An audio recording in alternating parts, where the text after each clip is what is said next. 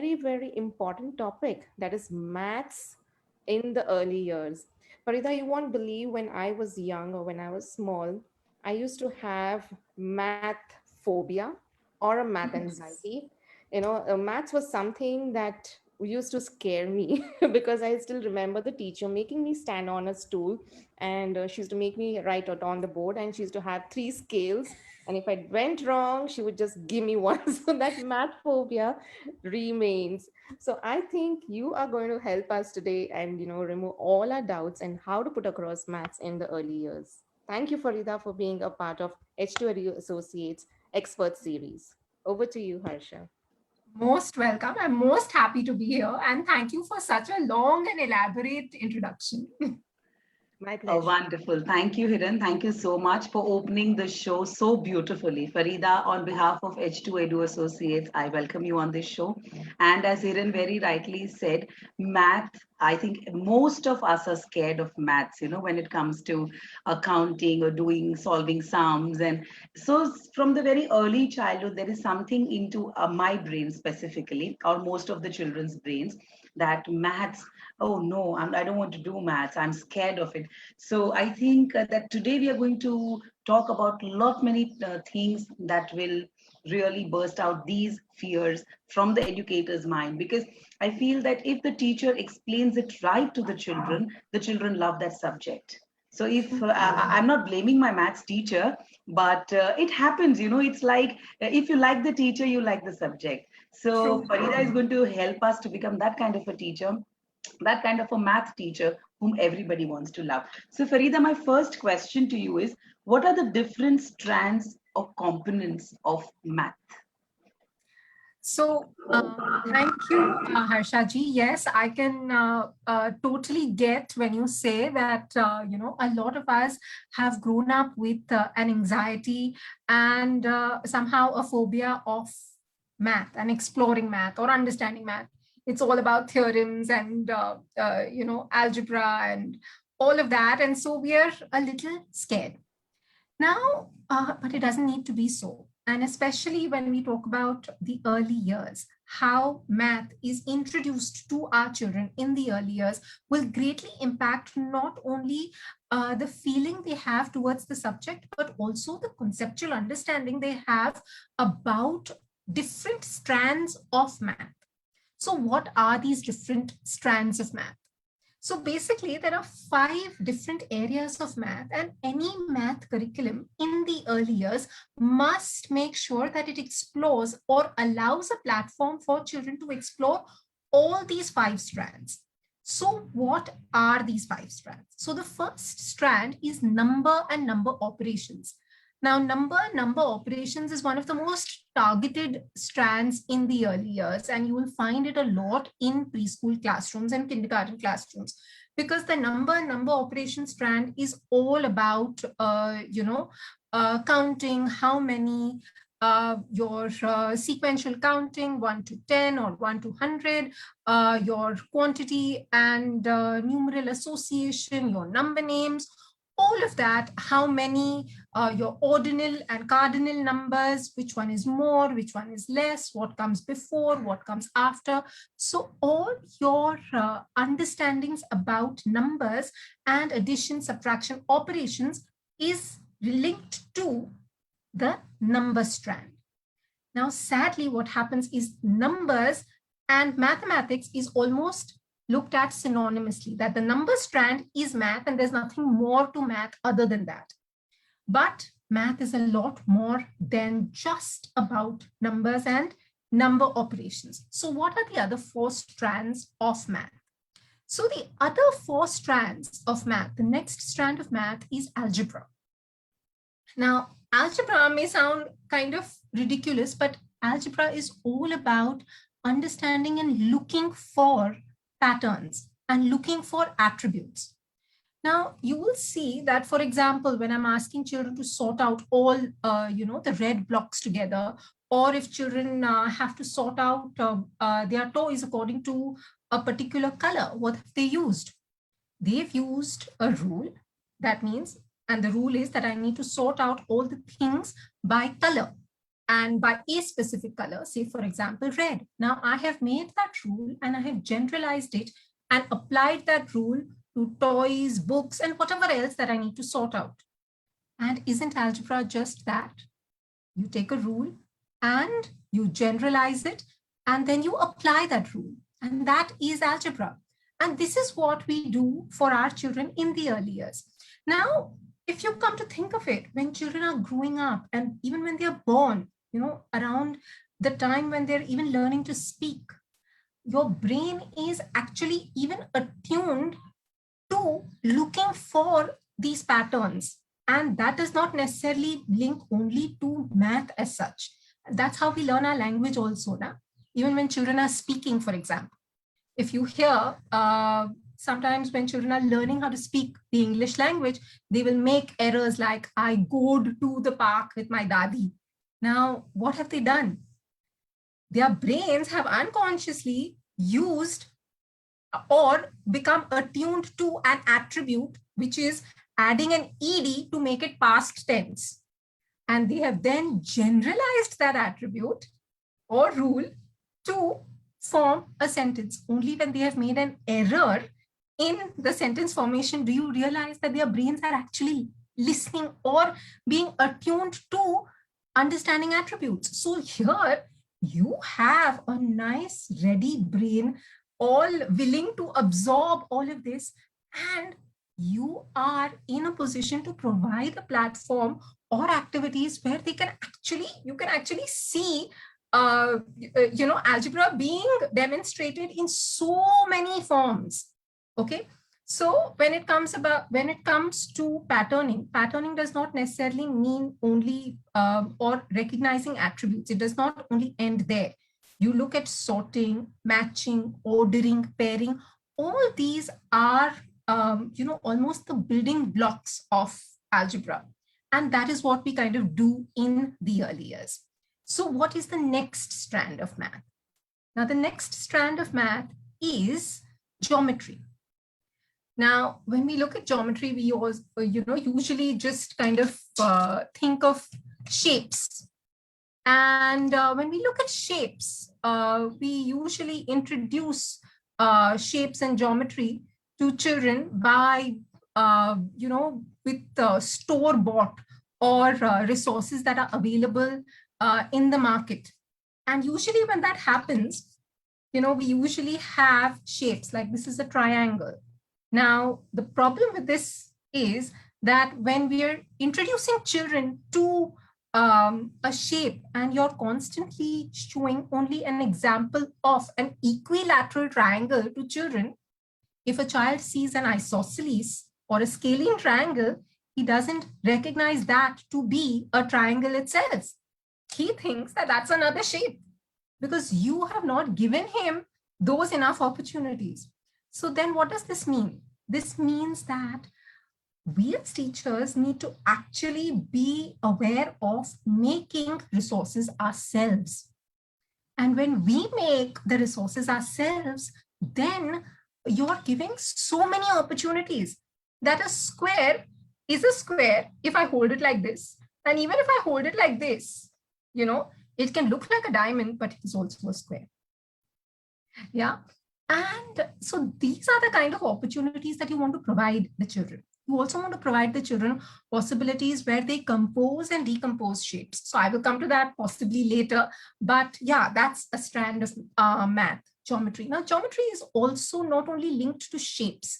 You also look at position in space. Now, when we look at position in space, you are talking about concepts like near, far, next to, over, under, above. And this can happen when children are playing games in the playground, when, even possibly during free play time, when possibly they're doing a dramatic play and they're playing with, say, farm animals. Now, the idea is to bring in intention into the free play. So if you have, say, a free play activity going on and children are playing with these farm animals, and you can possibly pitch in questions like, how about we make the animals play hide and seek?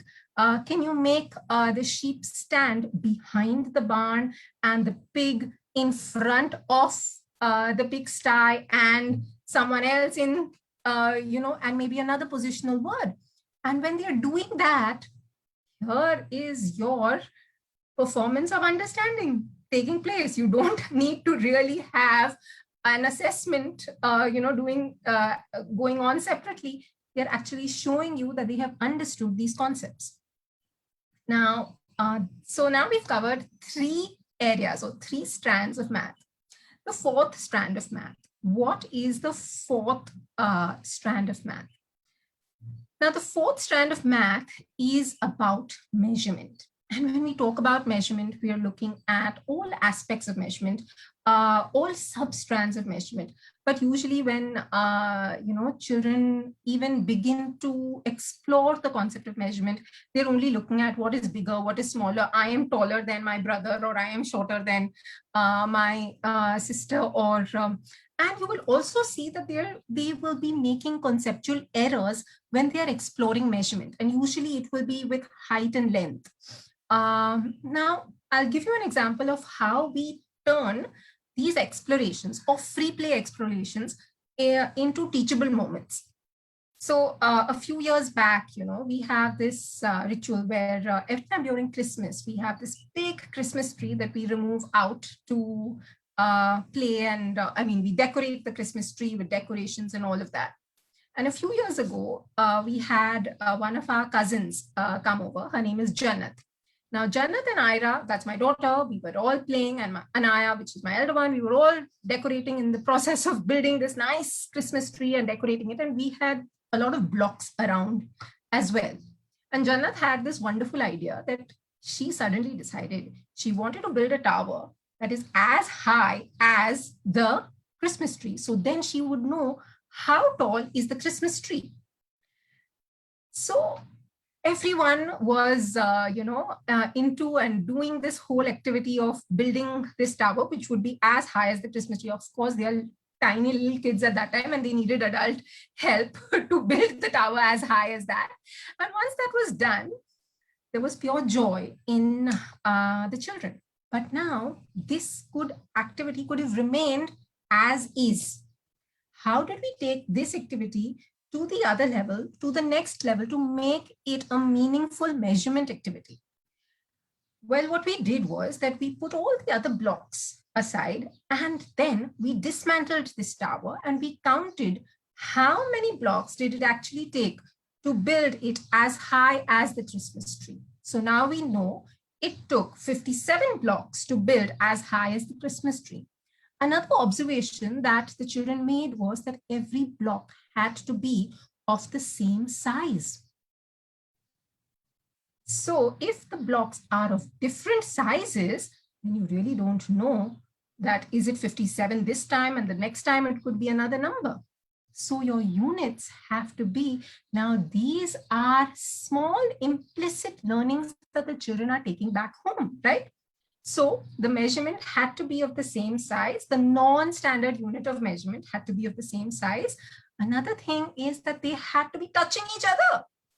Now imagine if the blocks are being built and, if you have Legos and you don't really insert them one into the other, and there is space remaining between each block, then you may not have a correct measurement, and you may have errors. So this time it's 57, next time it could be 58 because they've not been pressed together. So these are implicit measurement concepts that children are learning through teachable moments and play activities. Now measurement also has a lot of other substrands like length, breadth, weight, volume, capacity, time, all of these. And all of these can be done through similar play engagements that, I can possibly talk about at a later stage. Then we have the other strand of math. Now, what is the last strand of math? Yes, the last strand of math is data analysis and representation. Now, what does data mean? Now, data is everywhere, but when we are making sense of this data and we are converting it into something that you can read, represent and make sense of. So you have picture graphs, you have bar graphs, you have your lines, and you cross out the 5. I forgot what it's called, but yeah, you get what I'm trying to say. So you're making sense of the data through picture graphs, through bar graphs. These are all activities that can happen in your regular play and kindergarten classrooms to make sure that you're making the children exposed to all the 5 strands. I think I've spoken for too long. I hope it made sense. Please let me know if there were any errors, or if you could get what I'm trying to say. It was fantastic, Farida. It was fantastic. What we taught, always, I think most of us are in that thought that whenever it comes to mathematics in the early years, it's only and only about numbers. I'm learning how to write the numbers, how to recognize those numbers, and just do the counting about it. When we talk about geometry, algebra, and all of these, it came only in the higher classes. When we came to class 4 or class 5, that's when the names geometry and algebra, measurements, and all of that started taking place. But when you told that these are the things that the child needs to be exposed to right from the early years, I think it will take for them throughout their learning. Maths is going to be interesting for them, and they're just going to learn from simple, and then they move to the complex levels. What we do is we directly jump into the complex levels where my fundamentals are not taking any idea at all, and I'm stuck there. And that's why that math anxiety or the math phobia. Right. So moving ahead, Farida, when we talk about numbers, are there any principles of counting? Yes. Actually, when we talk about the number strand, it's not only about having the children mug up and rote count numbers 1 to 100 or 1 to whatever is your goal for that year.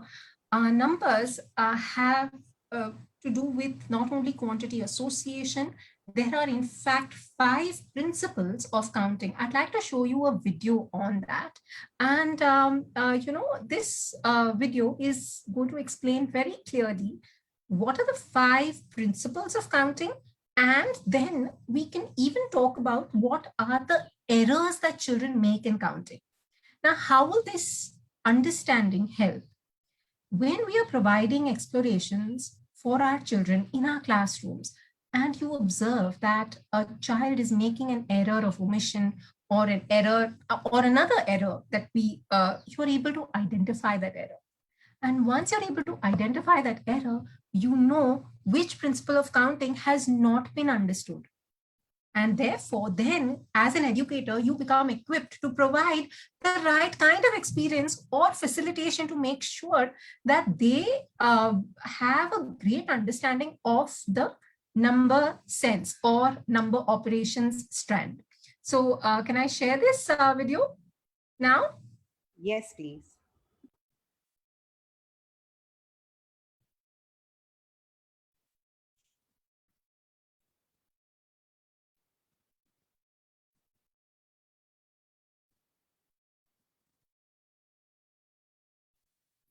Hello and welcome back. Today we are talking about what are the principles of counting, and we will also look at the errors that children might make while counting. So there are 5 principles of counting. The first 3 are extremely important, and the last 2 are actually demonstrated by children who have become quite proficient in counting.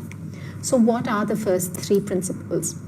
They are stable order, one-to-one correspondence, and cardinality. Let's look at stable order. What is stable order? So stable order is when children learn their counting sequence. So when they're counting 1, 2, 3, 4, 5, 6, 7, 8, 9, 10, and so on and so forth, and when they're counting in a sequence, it's called stable order. So with practice, children will learn that the order and sequence of numbers never changes. For example, 13 will always come before 14. So what can you do as teachers and parents to encourage this concept of stable order with children? Sing lots of number rhymes, expose them to a lot of counting exercises or activities or games, and encourage them to count up to 10, 20 or wherever they are in their counting journey. You could also provide lots of manipulatives for them to count. The next principle of counting is one-to-one correspondence. Now, one-to-one correspondence and stable order go hand in hand. So as young children learn to count, they must remember to match each object with only one number name. And this process is called one-to-one correspondence. In your childcare or home settings, you will observe that when children are counting, they may possibly count an object twice or omit an object. So for these errors not to happen, you could provide them little containers where they put all their objects that need to be counted and then begin their counting. So when they put one object down, they associate a numeral to it. So 1, 2, 3, 4, 5. We also use one-to-one correspondence when we compare two groups of objects. So, well, what do you see here? You see 5 buttons and each a in. So, cars do you think are there? Without counting the cars, you will know that there are 5 cars, and this is also one-to-one correspondence. The next principle of counting is called cardinality. How many buttons do you see here? Well, I see 7 buttons. But how do you really know that there are 7 buttons? So you would possibly have to count each button 1, 2, 3, 4, 5, 6, 7, and when you reach the 7th button, you know that there are 7 buttons in this group, and 7 represents the quantity of all these buttons coming together as a group and not just this one unit. This is called cardinality. Children need to learn that the last number that they say tells them that that number is a property of the whole group. It answers the question, how many? In mathematics, we call this property of a group its cardinality. For example, the cardinality of this group is 7. So how would you as teachers and parents encourage this concept of cardinality amongst your children? Well, the easiest answer is to provide as many counting encounters as possible. It could be through, organic play experiences that children are having at home or in school. So how many do I have in my hand? 1, 2, 3. 3 buttons, and therefore the cardinality of this group is 3. The last 2 counting principles are abstraction and order irrelevance. Abstraction means that you can count any set of objects even if they are not necessarily looking similar. So if you can see, I have added a few cars and animals to this set. If I decide to count this as a group, as in 1, 2, 3, 4, 5, 6, 7, 8, it is still a group of 8 because I have decided to count them as a group. Abstraction also means that children can even count things that they can hear, maybe not touch, but see. For example, how many times can you hear me tap the desk? That's right. 3, and I could count the 3 taps with my ears. Abstraction also means that I could possibly count, if there are toys kept in a line and see the shadows that they are making. Can we count the shadows? Yes, we can, but we can't touch them. As children progress, they will realize that there are certain things that can be counted and there are certain things that cannot be counted, like air, water. Can you think of examples of things that cannot be counted? The last counting principle is order irrelevance. So let me explain. Look at these cars. How many do you see? Well, you can see 1, 2, 3, 4, 5. Now, if I ask you to count from the other side, would there still be 5? Yes, even if I had to count from the other side, 1, 2, 3, 4, 5, there'd still be 5. And if I placed them in any other way, it would still be 5 cars. This is order irrelevance. As children gain experience with counting, they will soon realize that it does not matter where they begin counting. They will also learn that the order that they begin counting the objects does not affect the quantity. That is, it is irrelevant. So as teachers and parents, how can you help children gain this understanding? Provide children with lot of objects that they can touch and feel and demonstrate their counting. Encourage them to count starting from a different object at the same time, and every time change the object that they are starting to count from. When you engage with your children in classrooms or at home, you will notice certain errors in counting. There are primarily four errors that children may exhibit while they are honing their counting skills. So as a teacher or a parent, if you're aware of them, you can observe them and then take appropriate actions. So the first error in counting is a coordination error. So when children are presented with objects, they are possibly counting them too fast. So if there are 5 buttons here, an error in counting, a coordination error in counting would be like 1, 2, 3, 4, 5, 6. Another error in counting is the omission error, where children skip an item when they are counting. So they count 1, 2, 3, 4.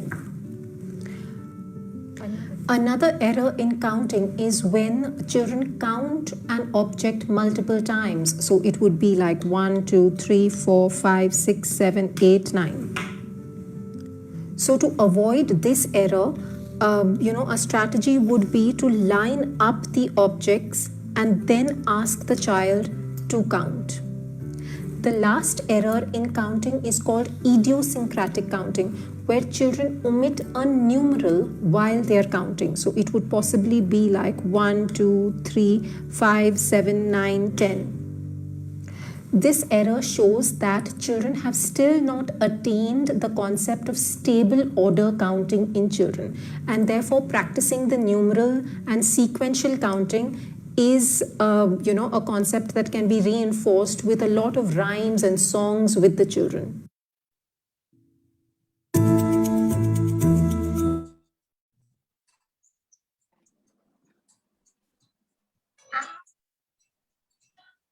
Just very well explained, Farida. Very, very beautifully put together. And each and every example that you put, I'm sure that we teachers always face these small problems in our classrooms. We know about them, but at the time when it comes to implementing it, at that time, I think it skips off the mind. I think for that reason, these kind of workshops on and off are required. So thank you, Farida, for such a beautiful presentation. There is one question from the audience that I would like to take in between from Shyamla Sridhar is that how do you explain the concept of equal to the children? I'm sure teachers are struggling with when it comes to is equal to, this is equal to. So that is the concept that is, I think, most difficult or very difficult to explain. So can you give us some tips on that, Farida? so equal to, okay, means the same as. right? Now, when you're looking at equal to and same as, you want to associate maybe a numeral to a quantity. So the numeral 4, okay, is equal to or the same as or signifies the quantity of 1, 2, 3, 4 objects. That's one way. But maybe going back a step, before, and possibly looking at quantities and quantities, comparing quantities together. So I have how many? I have, without counting, can you show me this same quantity with maybe, the blocks that you have in your hand over there? Oh, yes, you have the same amount of blocks as I have tiles.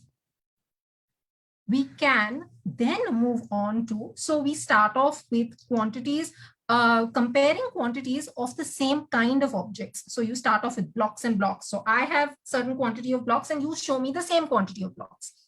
You first want to begin with quantities that children are actually intuitively capable of counting and knowing the quantities of. So that's 1, 2, and 3. These quantities children intuitively understand by the time they are around 1 to 1.5 year olds. So they will know if you show them one tile, it's different from when you show them 2 tiles in the hand, and they'd be able to discern. And if instead of tiles, there are possibly things that the children like to eat, like chocolates, he'd know which hand to grab. So that's a quantity that he understands. Now, of course, you want to introduce a concept of equal to when a child is slightly older. So you want to introduce this concept of equal to maybe when a child is, coming towards 2.5 to 3, and that too with concrete objects. Once you've done that and you've played games as I have these many tiles and can you show me the same with you, then you try and associate that with a numeral. And once you've done that, then, okay, you then show them the symbol of equal to. So that is like the last stage where you're getting at. So you start off with concrete, then you associate your numeral and your quantity, and then you show the symbol of the equal to sign. I hope I've answered it. Very well explained, Farida. Thank you so much. Hiren, over to you. Yes, Farida, that was absolutely a delight to watch the video. I mean, there were so many concepts I think we may or may not be using, but there was a lot of clarity in that. Thank you so much for that, Farida. My Most welcome.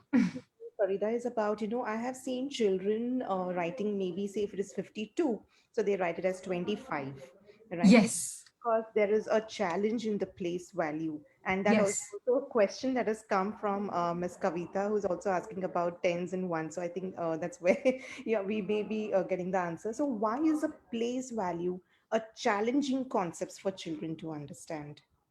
Right. So I'd like to kind of, answer this question with, what do I have here? So with a cow. Now I've placed this cow here. Is it a cow? Yes, it's still a cow. And if I place it here, is it still a cow? It's still a cow. If I place it over my head, it still remains a cow. Its value doesn't change. Its quantity doesn't change. Its properties don't change. Okay.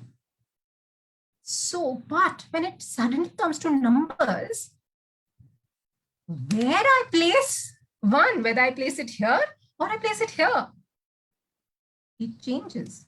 The value that it associates or it signifies, the quantity that it signifies changes. So this is a big obstacle that the children have to kind of wrap their heads around, which is the idea of abstraction. Okay, so for a cow or for things that they, are playing with, things, certain properties do not change. These properties tend to remain constant wherever you place it. But when it comes to place value, where I place the numeral, changes the value of its property changes. Another, obstacle about understanding place value is one is abstraction, and just give me a second. And the other one is the idea of position in space. Now, when I write 52, 5 is written in a separate place, whereas when I write 25, okay? Now, children are still understanding their lefts and rights. And if children have learning disabilities, it's compounded even further. And therefore, place value can be so much more difficult for children to understand. So how do you make, this transition or this concept smooth? The best way to make it smooth is to make sure that it becomes concrete. So when do you introduce the concept of place value? There are certain things that need to be acquired before you introduce the concept of place value to children.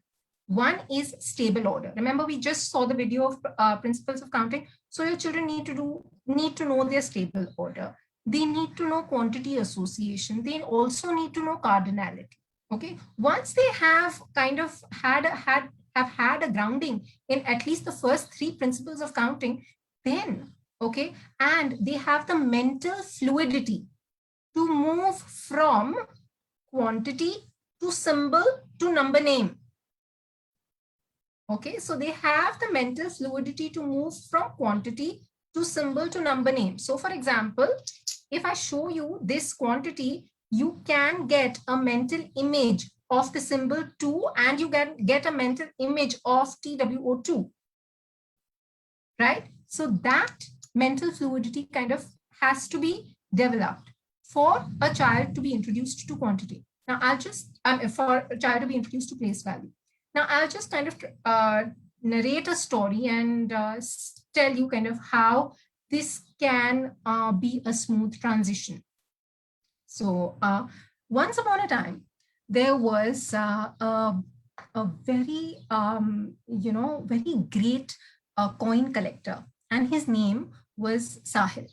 Now, Sahil loved to collect coins and he loved to collect gemstones.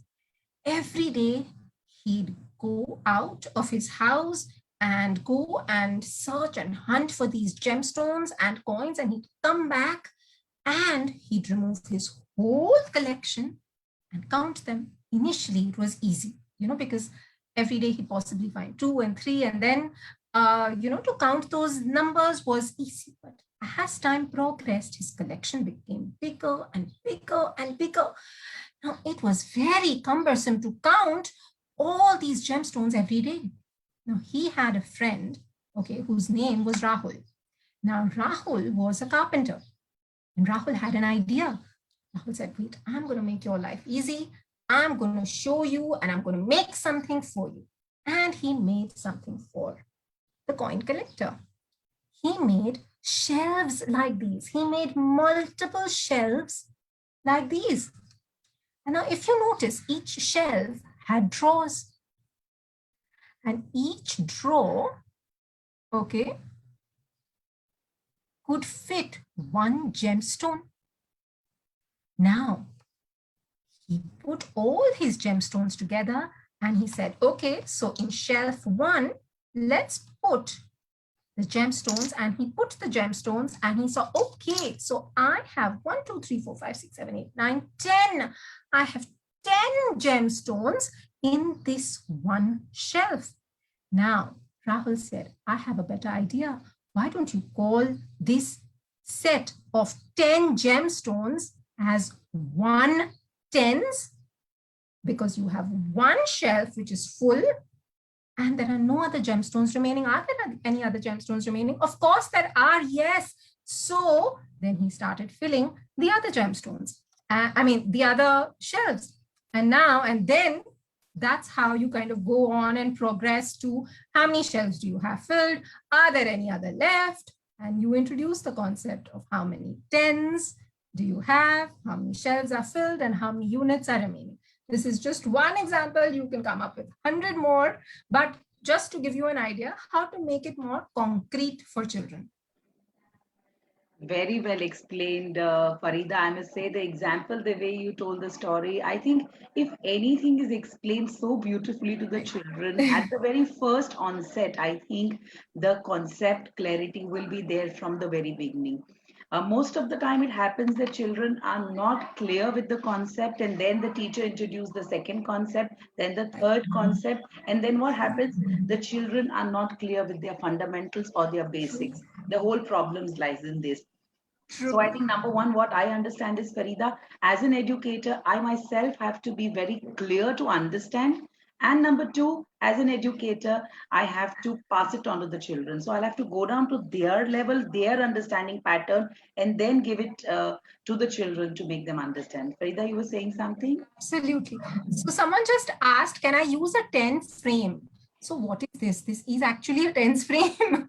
This is nothing else other than a 10 frame, but I've just made a story around it. And a 10 frame will be in black and white. And yeah, you can build a story around that 10 frame also. Wonderful. So there's one question from Geeta again. How can you teach children before numbers? You know, after numbers is always very easy, but before Right. numbers, how can you teach children? So before I put up my question, I'm taking this audience question. Farida, if you would like to answer Yes. it. Yes. So when it comes to before and after numbers, so many times when we are doing rote counting and you're doing stable order counting where, children are counting in sequence 1, 2, 3, 4, 5, 6, 7, 8, 9, 10. They're so used to counting ahead or counting forward that counting, backward uh, uh, becomes a little tedious for the children. Now, having them count from memory and counting backward, counting from memory is something that they will find difficult. So what do you do to make sure that it becomes easy, to make it concrete, to make it visible? So you could have maybe a 120 board. A 120 board is where your numbers 1 to 120, this is for the senior kindergarten, okay, are laminated, and this 120 board is placed in the classroom. And now here the children can see, not only see the sequence in which the numbers are there, they'd also be able to see all the other patterns that are being evolved on the 120 board. So even if you're introducing the concept of skip counting by twos, they then be able to actually see that and, mark it with a marker or a colored tile and all of that. And if you give the children 120 boards, each child has a 120 board of his own, then it becomes visible. So take your finger and point it to the number 10. Now tell me what is before the number 10. So now because it's visible and I have a visual clue, I can definitely say that it is number 9. Now, given these repeated experiences, you could even actually make it concrete and make it into a game where the children have a number line drawn and, children are playing. The bunny is hopping up on to number 4, and now he wants to go 2 steps behind. What do you think? Which number should he go on to? And have the children predict and hypothesize what number will it be if he is counting, if he's going 2 counters back or 2 steps back. And they can then see if 2 steps back is 3 or is it 2 or is it 1, and then you will know the answer yourself. So yes, make it into a game, make it fun. 120 board is a great example itself. Wonderful, wonderful. Thank you so much for this answer. There's one more question by Kavita. Ma'am, number writing in sequence should be done in a horizontal or a vertical pattern? Okay, now number writing, you mean number name writing or numeral writing? What do you I mean? think she meant, Kavita, I think you meant numbers, numerals, 1, 2, 3, Numerals, right? yeah. Now, the idea is, what is the purpose of doing this? The purpose of doing this is so that children know their stable order. And when the children are doing the stable order, even when they are verbally saying the numbers, they are getting the concept of stable order. When you're doing a writing activity, sometimes when we are doing writing number name, it is a writing activity. It is not necessarily a math activity. So when children make a spelling mistake, when they're spelling 11, it is a writing, and it is a language, misunderstanding that they need to overcome. But if they can conceptually understand the quantity of 11 and associate it with the numeral and identify the number name, then yes, their math understanding is up to the mark. Whether they write it vertically, horizontally, really doesn't matter, because you know what is the purpose of making them do that. And the purpose Perfect. is for stable order. Very well said. Kiran, over to you. Yes, so many questions answered, Farida, and in such a simple way, Farida. I think that is the need of the day, to simplify the concepts which we think I may know. difficult for the children. And Right. as Harsha mentioned, that we need to go down to the level of the children and think in their ways. And sometimes, as adults, we tend to say, "Itna bhi nahi samajh mein aata hai." I'm sure "itna bhi nahi aata hai samajh mein." That is when we need to go down to their level. And the way you explained was simply very, very simple, which the child will understand. And I'm sure it's going to be fun and engaging as well. Thank you, Farida, for that. Most welcome. Farida, my next question to you, that when we talk about geometry as one of these strands of math, can you, Right. when it comes to shapes, you already mentioned that we tend to stick on to just one kind of shapes to the children. And Right. so how can we go and teach shapes to the children? And there was one more question, whether heart is a shape or not. So these Oh, questions, yeah, over to you, Farida. okay. Now, I'm not going to answer whether heart is a shape or not. You will answer that question after I tell you all the story. Okay. And now, the purpose of this story is the idea of composing and decomposing shapes. Why do we talk about composing and decomposing shapes? When we talk about, any idea in the brain or any concept that you want to be ingrained in the brain, as many connections that it has, okay, to other concepts, the more imprinted that concept or memory remains in the brain. And that's what we want for our children as well when it comes to an understanding of math, shape, geometry, all of that. And therefore, when we talk about composing and decomposing shapes, saying it to children in the form of stories becomes so much more interesting, fun, and the child sees the relationships between, the shapes. So let's kind of, I won't talk further. Let me continue with the story. So now in this story, we have a few characters. Now in this story, we have King Akar. Now this is King Akar, and he stays in the land of Akar Pradesh. Okay, so this is King Akar, and he is from Akar Pradesh. And now King Akar is a very good king. He makes sure that he's really taking care of all his subjects, and everyone in his, Akar Pradesh is absolutely happy. And he makes sure everybody's needs are met, people are working, and people are very, very satisfied with everything that's going around. Now, once what happened during the rains, the river that flows through Akar Pradesh started to overflow. And now, because that happened, the fields that were next to the river, they got damaged because all the water came into the fields. Now, it happened once, and it cannot happen again. So this was something that needed to be addressed. King Akar had a problem at his hand. Now, he was a very intelligent king. He knew that to solve a problem, you do not necessarily have to only think alone. You need to call a lot of people. So he had a big council of members that he would invite to solve any issue that was there in Akar Pradesh. And his most trusted, council member was Sir Circumference. Now, this is Sir Circumference. Now, Sir Circumference, okay, so immediately a letter went out to Sir Circumference and said, we need to organize a big council meeting for all the council members because we have to address the issue of the flooding river water. And soon, everyone from all the council members from far away, in far off places of Akar Pradesh quickly gathered and came. there were going to be so many people at this council meeting. And so King Akar said, we're going to have a nice big table and all the council members will sit across this table and we will discuss a solution.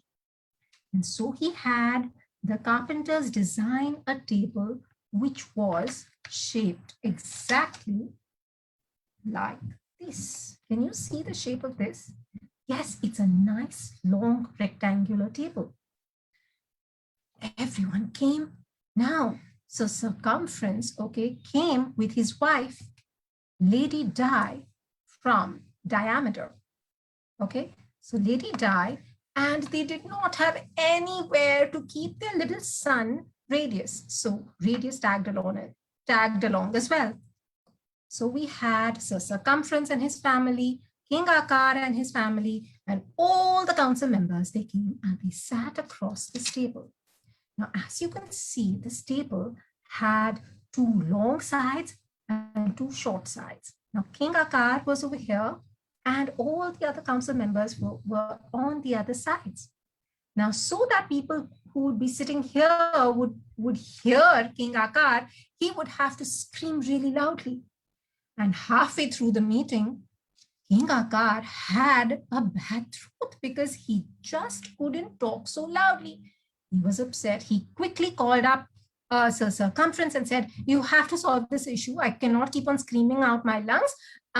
We need to find a solution. Sir Circumference was also wondering what could be a solution. There are so many people. Lady Di had a wonderful idea. She said, why don't you get the carpenters? We'll do something about this table. And she called the carpenters and quickly made sure that this table was cut into half. And now they had 2 square tables. And they showed this idea to King Akar and he said, oh, wow, what a wonderful idea. So now we'll have the council members on one side and we could sit on the other side and we could solve the problem. Great. The next day, the council members all sat on one side. Sir Circumference's family and King Akar's family were on the other side, were on this table. But the problem was that if there was any idea that needed to be discussed, the council members did not have any way of consulting other than walking from one table to the other because there was nobody from the king's family that was represented on this table. This was a problem. Now they said, this cannot work. We need to come up with another solution. So Lady Di had another idea. She said, oh, I have a better idea. Why don't we make smaller tables of a different shape? And then we could have a family member of the king's family as well as, the 2 of us could pitch in on each table and we'd be able to solve the problem. So then she made sure that the square tables were cut diagonally and now they had triangular tables. I wonder how many triangular tables did they have? Can you guess? So we had 1 rectangular table, then we had 2 squares. Now how many triangles will we have? 3 or 4? Yes, you know the answer. Correct. So they had 4 triangular tables. Well, everything was going fine because there was a representation from the king's family on every table. But the problem was that they had a lot of pointed edges. If you see, so anybody sitting on the pointed edge would get bumped into his stomach. And that was a big problem because King Akar himself got bumped in his stomach and it was very pokey. And he said, these tables cannot do. We need a table without any edges and without any points.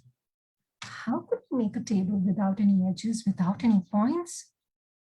That's just impossible. They had never heard of a shape without any edges and without any points.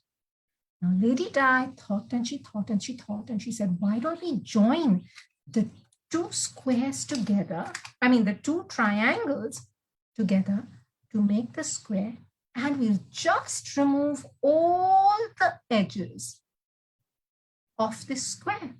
How would that be? I wonder how that shape would be. And I don't know if you can see, but she asked the carpenter to draw a thin line around across so that all the edges of the square would be removed. And what shape would you be left with? That's right. You're left with a circle, which is round. And Circumference thought this was the most brilliant idea, and he shared it with King Akar, and King Akar also found it the most brilliant idea. This was a round table, and that's why from then on, the meeting was called the Round Table Conference.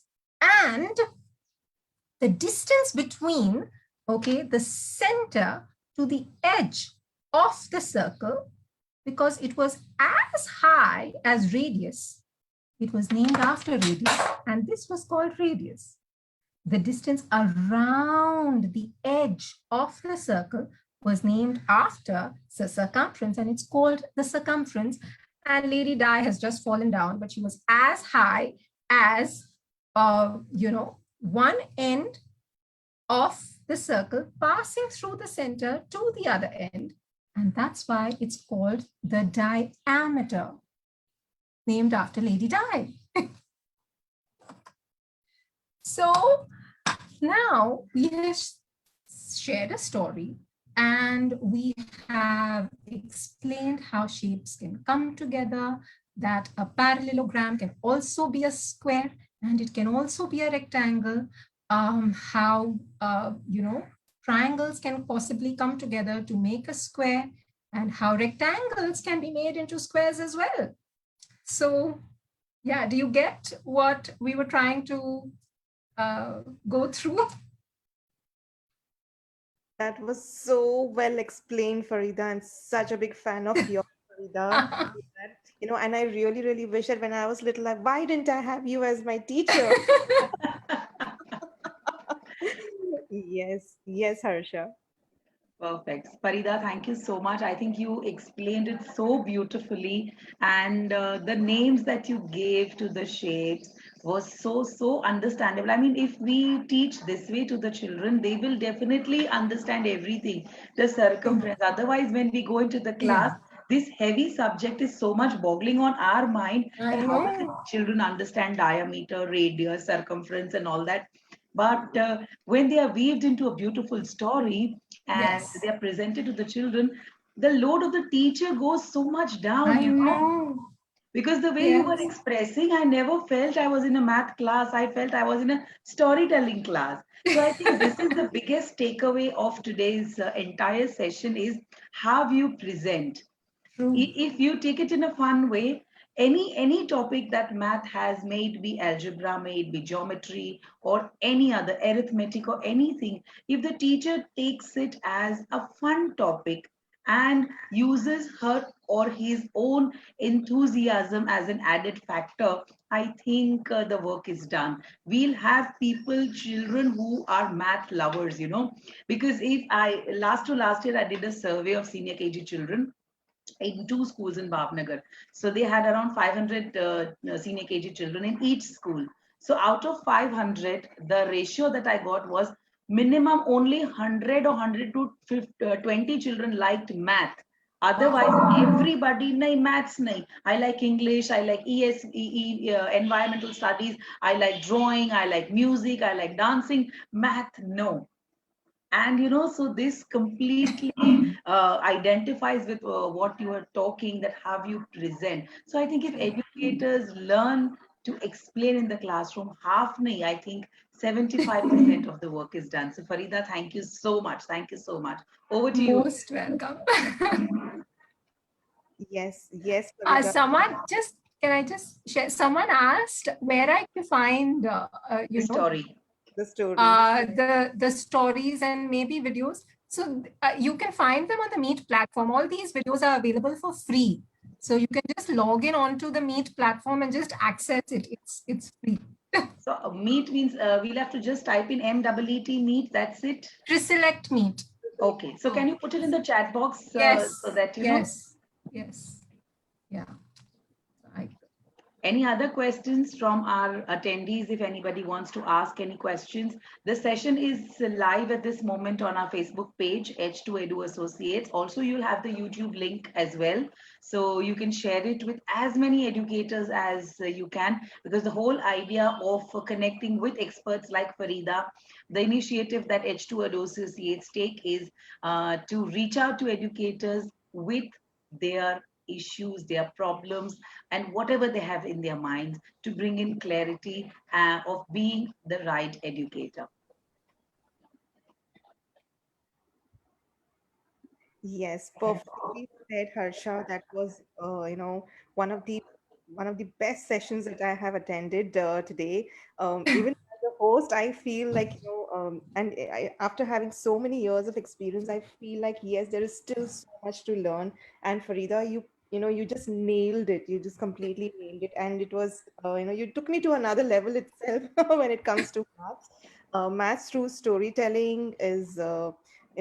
Something that we have been advocating since quite some time when we took our storytelling sessions. But Farida, thank you so much for putting this in such a simple way, from taking the concepts from, say, simple to complex, from going from the basics, ensuring that I think most of the children in the class will get it, because you catered to all the learning styles of the children when it came to explanation, when you came to showing the objects, or playing placing the things. So you actually helped each and every child, whether it is an auditory learner or a visual learner or a kinesthetic learner or a tactile learner, right? So there are so many things that you touched upon, Farida. Thank you so much from H2 Edu Associates, from me, Hiran Vagadia, and Harsha, for coming over for our expert talk and sharing all your expertise with us.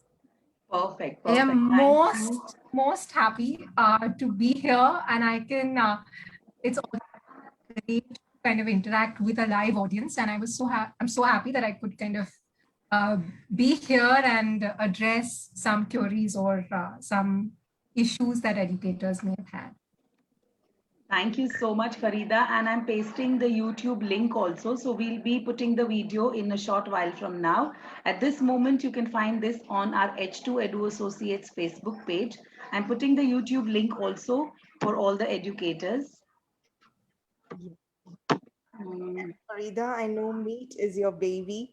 So, Hiran, can you just talk for a minute to Farida? I'll just paste the link here. Yes. So, Farida, I know meat is your baby, and we wish you a lot and lot of success. And Thank you so much. we already saw what meat is offering to the educators, and we're sharing it, and having a lot of things for the educators is something that is needed for the hour. Maybe in the pandemic, we thought that how we are going to go with the online learning and online teaching, where the children are going to learn, not learn. But as educators, I think we have unlearned, and we have True. relearned a lot of things, and it has opened the ideas. I feel the Pandora's box जो बंद था I know. खुल के बाहर आ रहा है, because so many things are coming up. Would you like to True. tell me more about Meet, Farida? Yes, sure. So the idea, like you said, it evolved during the lockdown, where it made a lot of us realize that the world can be quite shrunk, where it becomes very easy to get experts from around the world at one platform and share their ideas and skills.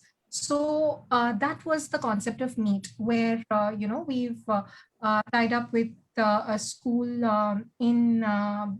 say in Florida, who is brilliant in taking some art programs and talking about how, say, a concept like Van Gogh or Matisse or all these artists are introduced to children in a fun way.